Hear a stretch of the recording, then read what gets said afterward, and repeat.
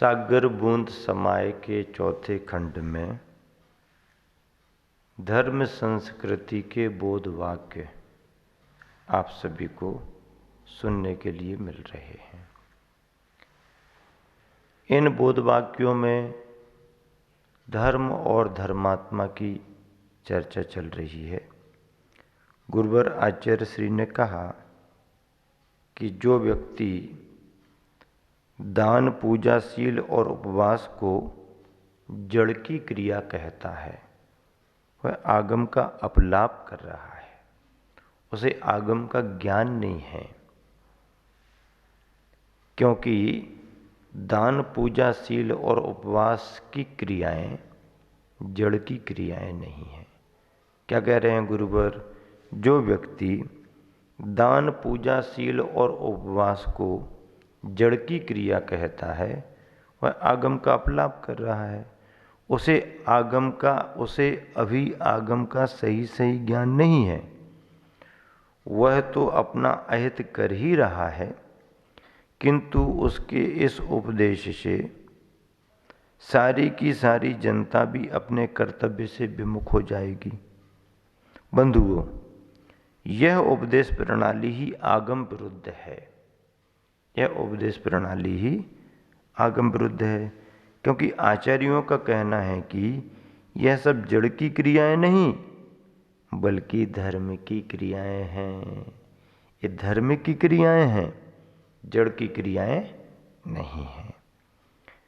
यदि हम धर्म की क्रियाओं को जड़ की क्रियाएं कहते हैं तो हम आगम का अपलाप कर रहे हैं, भगवान की वाणी के विरुद्ध बात कर रहे हैं। भगवान की वाणी में दान, पूजा, शील और उपवास इन चारों को धर्म कहा है। भले ही इनका पालन प्रवृत्ति के रूप में शरीर के आश्रित हुआ करता है, शरीर के आश्रित भले ही हुआ करता है, लेकिन ये क्रियाएं धर्म की क्रियाएं हैं, भावनाओं की क्रियाएं हैं। भाव के बगैर कोई भी क्रिया शरीर से नहीं जुड़ती है।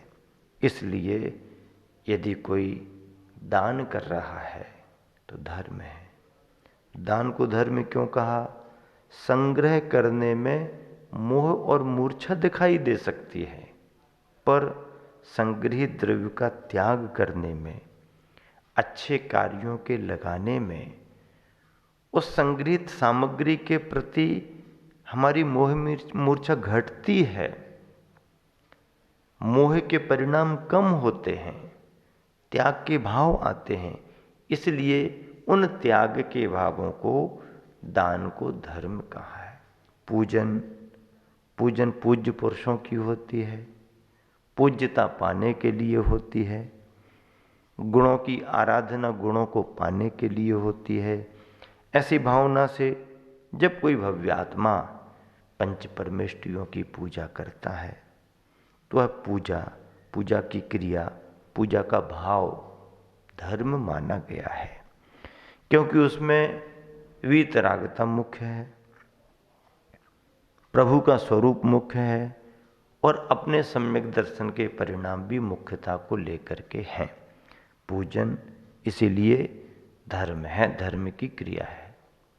शील का पालन करना सामान्य बात नहीं है, संयम का पालन करना धर्म है। असंयम सहज है, संयम विशेष संकल्प से साधना के द्वारा साध्य किया जाता है। उपवास करना भले ही वो जड़ के आश्रित है, शरीर के आश्रित, लेकिन बिना भावों के उपवास संभव नहीं। खाने में गृद्धता दिखाई दे सकती है, पर खाने का त्याग यदि कोई करेगा, भावपूर्वक करेगा, तो उसके उस त्याग के भाव, उपवास के भाव धर्म माने जाते हैं। इसलिए गुरुवर कहते हैं कि दान, पूजा, शील और उपवास ये जड़ की क्रियाएं नहीं बल्कि धर्म की क्रियाएं हैं। कुछ लोग इन धर्म की क्रियाओं को जड़ की क्रियाएं कहकर के शास्त्र के सिद्धांतों का अपलाप कर रहे हैं, शास्त्र सिद्धांत के विरुद्ध बात करते हैं।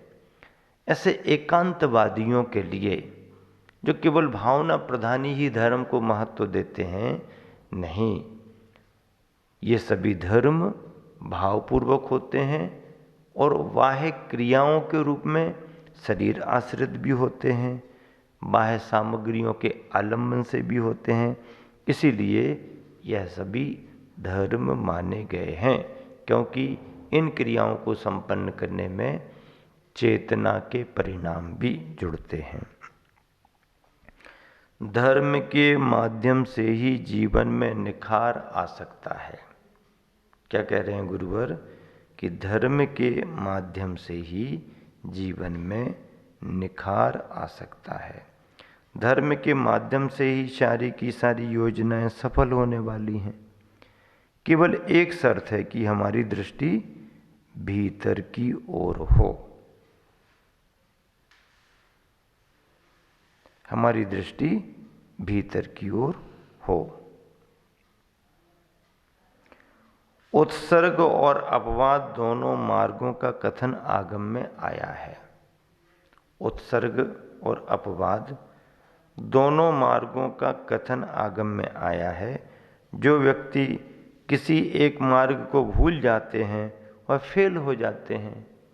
जो व्यक्ति किसी एक मार्ग को भूल जाते हैं वह फेल हो जाते हैं। दोनों में साम्य होना जरूरी है, उत्सर्ग मार्ग और अपवाद मार्ग। उत्सर्ग मार्ग का मतलब क्या? उत्सर्ग मार्ग का मतलब है मुख्य मार्ग, प्रधान मार्ग। प्रधान मार्ग मुख्य मार्ग, उत्सर्ग मार्ग। अपवाद मार्ग का मतलब क्या है? गौण मार्ग, गौण मार्ग, अप्रधान मार्ग। जैसे ध्यान में बैठना उत्सर्ग मार्ग है, ध्यान करो, ध्यान में बैठ गए, ये मुख्य मार्ग है, उत्सर्ग मार्ग है। लेकिन ध्यान में ही कोई हमेशा थोड़ी बैठे रह सकता है, कभी ना कभी चलना फिरना भी तो पड़ेगा, कभी ना कभी कुछ क्रिया तो करना पड़ेगी। तो जो क्रियाएं करना है ये गौण मार्ग है, क्षम्य है, साधक इनका आलम्बन लेता है। इसको अपवाद मार्ग कहते हैं। ठीक है, करो, कर लो, लेकिन मुख्य मार्ग तो निर्वृत्ति का है, प्रधान मार्ग तो निर्वृत्ति का है। प्रवृत्ति अपवाद मार्ग में है, प्रवृत्ति गौण मार्ग में मानी गई है। गौण मार्ग में अपवाद मार्ग को अभाव नहीं किया जाता है, उस पर भी उसकी भी समय पर आवश्यकता होती है, लेकिन वह करते हुए भी लक्ष्य तो प्रधान मार्ग का, मुख्य मार्ग का, निर्वृत्ति ध्यान मार्ग का रखना पड़ता है। तो गुरुवर क्या कह रहे हैं? उत्सर्ग और अपवाद दोनों मार्गों का कथन आगम में आया है। जो व्यक्ति किसी एक मार्ग को भूल जाते हैं, अब ध्यान ध्यान ध्यान को, हम तो ध्यान को ही महत्व देंगे, तो फिर अरे ध्यान में बैठे बैठे तो आदिनाथ का, भगवान का भी काम नहीं चला। ध्यान में बैठे बैठे तो आदिनाथ भगवान को भी फिर ध्यान से उठना पड़ा, आहारचर्या को निकलना पड़ा, एक जगह से दूसरी जगह विहार करके जाना पड़ा। कोई कोई तो ध्यान में बैठे तो उठे ही नहीं, बाहुबली तो उठे ही नहीं। तो बाहुबली जैसे सब थोड़ी होंगे, बाहुबली नहीं उठे सो नहीं उठे, और भी कई मुनि हैं जो ध्यान में बैठे सो नहीं उठे। लेकिन तीर्थंकरों ने तो उस मार्ग को भी अपनाया जो गौण मार्ग है, प्रवृत्ति का मार्ग है। तो निर्वृत्ति वाले को प्रवृत्ति का भी आलम्बन लेना पड़ता है, और प्रवृत्ति वाले को प्रवृत्ति में ही नहीं बल्कि निर्वृत्ति का आलंबन भी लेना पड़ता है। मुख्य और गौण, मुख्य और गौण, मुख्य और गौण की व्यवस्था से ही साध्य की सिद्धि होती है। यदि जीवन में धर्म है तो बाह्य वैभव संपदा से क्या प्रयोजन। कितनी बढ़िया बात है। यदि जीवन में धर्म है तो बाह्य वैभव संपदा से क्या प्रयोजन, और यदि धर्म नहीं है तो भी अन्य वैभव संपदा से क्या प्रयोजन। जिस प्रकार घर में आग लगने पर कुआं खुदवाने से कोई लाभ नहीं होता। घर में आग लग गई, बुझाना है, पानी लाओ पानी लाओ पानी लाओ। पानी कहाँ से लाओ, पानी तो है नहीं। पानी नहीं है, ऐसा करो कुआं खोदो जल्दी। अब घर में लग गई आग, झोपड़ियाँ जल रही है और तुम कुआं खोदने बैठ गए। नहीं, घर में लगी आग को बुझाने के लिए पहले से पानी का इंतजाम होना चाहिए। होना चाहिए कि नहीं? क्या सुन रहे कि नहीं सुन रहे? सुन रहे ना? बराबर सुन रहे? ध्यान से सुनो क्या कह रहे गुरुवर, कि जिस प्रकार घर में आग लग जाने पर कुआं खुदवाने से कोई लाभ नहीं होता। जब तक तुम कुआं खोदोगे तब तक तो स्वाहा, होली जल जाएगी। उसी प्रकार वृद्धावस्था में धर्म का मार्ग अपनाने पर अपेक्षित लाभ नहीं होता। अब उठना बैठना बंद हो गया, आंखों से दिखना बंद हो गया, कानों से सुनना बंद हो गया, नाक में से झरना झरने लगे। झरना, नाक में से झरना झर रहे हैं, कानों से सुनना बंद है, आंखों से साफ साफ दिख नहीं रहा है, उठना बैठना बंद है, चलना फिरना बंद हो रहा। हम तो धर्म करेंगे। करो धर्म, कैसे करोगे? अब शरीर ही साथ नहीं देगा तो धर्म कैसे करोगे? हालांकि इस स्थिति में भी यदि किसी के परिणाम जागृत हो जाएं और वह अपने त्याग के भावों से उस समय भी, उस अवस्था में भी महाव्रत का भाव बना ले, सर्वारंभ परिग्रह के त्याग का भाव बना ले, तो क्या होगा? वह भावों से मुनि बन सकता है। परिग्रह का त्याग कर देगा, आरंभ का त्याग कर देगा, उसकी जो क्षमता होगी उसके अनुसार वह अपना कार्य कर लेगा, वह भी मुनि बन सकता है। फिर विहार कैसे करेंगे? खड़े होकर आहार कैसे करेंगे? बाकी क्रियाएं कैसे करेंगे? क्रियाएं करने का विकल्प ही ना करें